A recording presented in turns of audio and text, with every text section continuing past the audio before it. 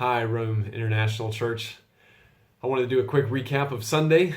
We looked at Ephesians chapter 2, verses 19 to 22, where Paul describes the church as fellow citizens, as members of a family, and finally as a temple being built for the dwelling place of God, that people make up the very place where God dwells here on earth.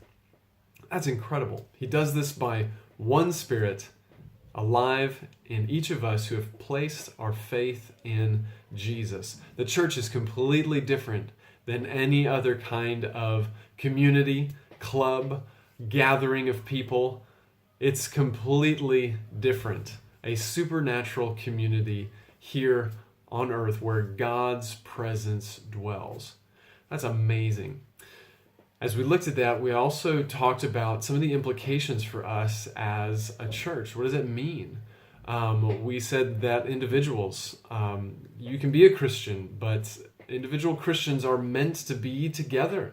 It's part of being a Christian that you commit to a local expression of the body of Christ because you show that you're not only unified with God through Jesus, but you're also unified and reconciled with other believers. That's amazing. And that's what it means to be a part of the local body of Christians.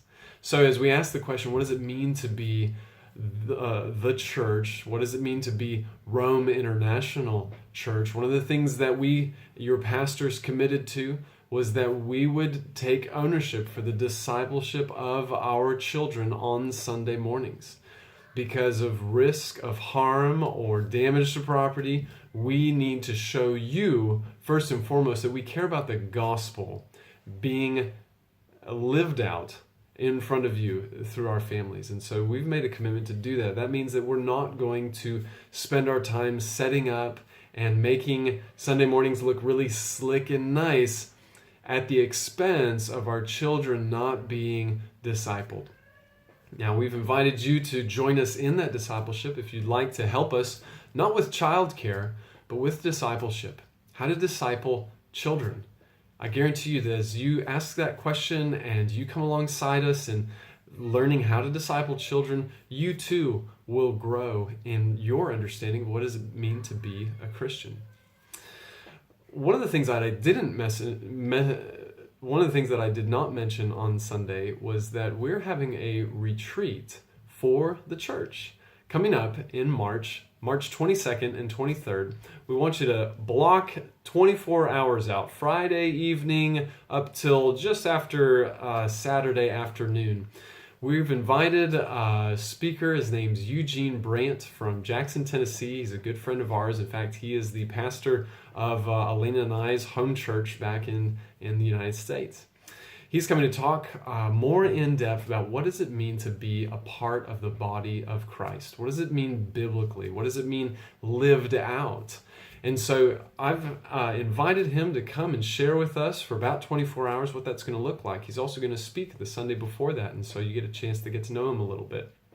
But I really, really want you to come to this. If you've ever wondered why even bother being a member at a local church, well, I'd like you to come and hear a little bit more about why that is so important. All right. The message on Sunday, we finished up by saying there's three things that I challenge you guys to do. One of them is to know the gospel, be able to speak it. The second thing is to know your story in the gospel, how you've gone from darkness to light. Maybe that's something you want to know more about. Come and talk with us. Give me a phone call or a text message. Say, I want to know what it means to understand the gospel and go from a dead person to a live person in Jesus. We would love to have that conversation. Finally, committing to a discipling relationship. Commit to other people who are going to read the Word with you, study the Word, pray together, and say, God, show us how you would have us grow. All right, church. Thanks again. I hope you have a great rest of your week, and we'll see you on Sunday. Bye.